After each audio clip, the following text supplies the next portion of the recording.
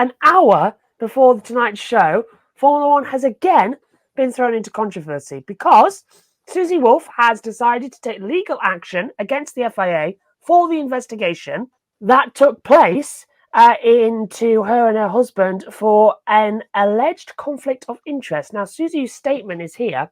I can confirm that I personally filed a criminal complaint in the French courts on the 4th of March in relation to the statements made about me by the FIA last December. There has still not been any transparency or accountability in relation to the conduct of the FIA and its personnel in this matter. I feel this more than ever. It is important to stand up, call out improper behaviour, and make sure people are held account. Whilst some may think silence absolves them from responsibility, it does not. Wow. I'm literally taking deep breaths here as well. Will this FIA turmoil ever end? And what are your thoughts on Susie Wolff now taking legal action against them? It's a big deal in French courts what she's started the procedure at. Yeah, sounds like it. We talked about this at the time, didn't we, before Christmas on the show when it all blew up. We haven't really mentioned it since, and clearly this has all been bubbling away in the background through Christmas and New Year and pre-season testing and what else. But it's still there, and it's still very raw to Susie and clearly to Toto and that group. Yeah, big deal. It's a very big deal if it goes all the way to court, because you'll have an FIA employee, basically, because don't forget, Susie is the head of F1 Academy. It's not quite an FIA series, is it? Because it's been launched by Formula One rather than FIA, but you know what I mean.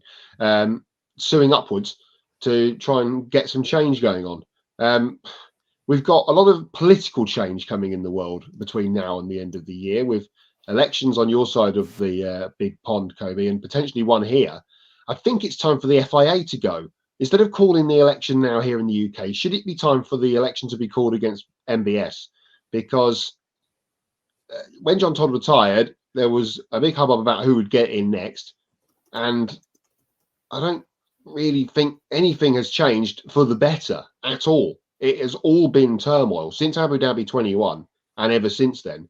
Every couple of weeks is something new with what we've just talked about, what we're now talking about, and obviously with the story we're coming back to, all of the other things that have been going on in the recent past.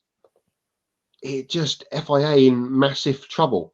I kind of think they want what they would like, that they're not going to get it, is what we've had over the last couple of years. Well, after Australia, where we have a few weeks off from Formula One, and everyone comes back to Europe. But of course, we've got Japan and China to come over the next few weeks in terms of Grand Prix. So there's a lot of stuff happening, and I think when they get back to the building that's behind Josh, eventually in Paris, when in a few weeks' time, when everyone's back in Europe, that is the FIA building for anyone that doesn't know it, on the Place de la Concorde in Paris.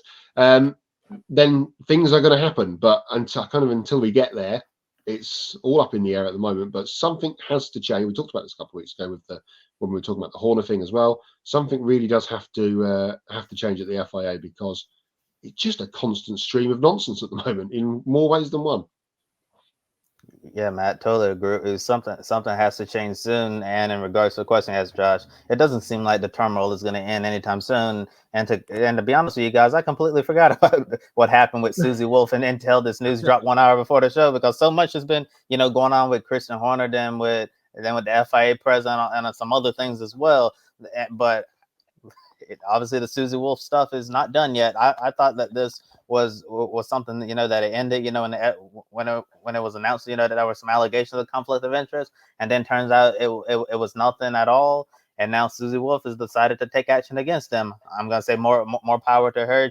Try to make the situation right and hold the people accountable who she feels have done her wrong. So we'll definitely be following that story here at Grit Network and report on Grit tonight, if and when we do get future updates on that. But yeah, we should be talking about what's actually going to be going on down at Melbourne and at Albert Park this weekend. But here we are talking about off the track drama once again. I think it's such a shame. It's just been a drama-filled F1 season, and we're just in the very beginning stages of it. And it makes me wonder what on earth is going to happen next, and what are we going to be talking about next week or in future weeks to come, because it has been very chaotic this season, and the turmoil just continues to go on. And I have a feeling that this probably won't be the last of the drama that we're going to hear about this year, the way this year is going.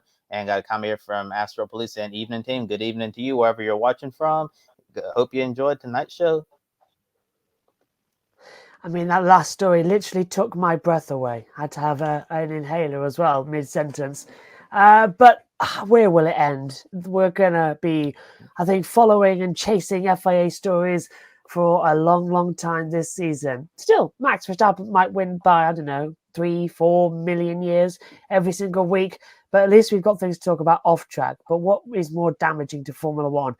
An absolute genius talent behind the wheel, akin to Hamilton, Schumacher, Senna, Fangio, or the drama behind the scenes with scandals, interfering in race results as well, and just power control grabs. I mean, it's in a sorry state at the moment, Formula One, and it's not the racing that's providing the upset.